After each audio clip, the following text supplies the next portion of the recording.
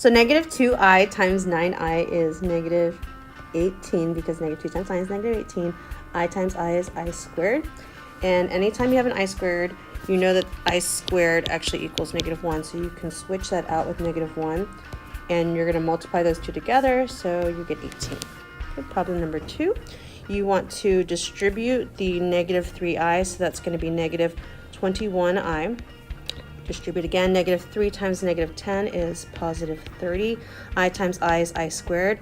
Switch out your I squared to negative 1. So 30 times negative 1 is actually negative 30. So then your final answer, you want the real number first, negative 30, and then the imaginary minus 21i.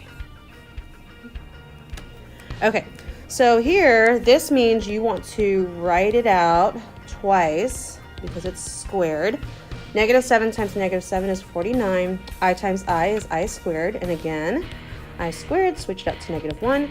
So then 49 times negative 1 is negative 49. Okay, on problem number 4, you want to do a double distribute. So you're doing this. So 5 times negative 2 is negative 10. 5 times negative 9i is negative 45i. Then multiply here. 3 times negative 2 is negative 6, and there's the I.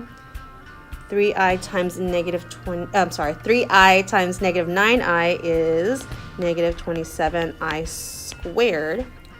Take I squared, switch it out to negative 1.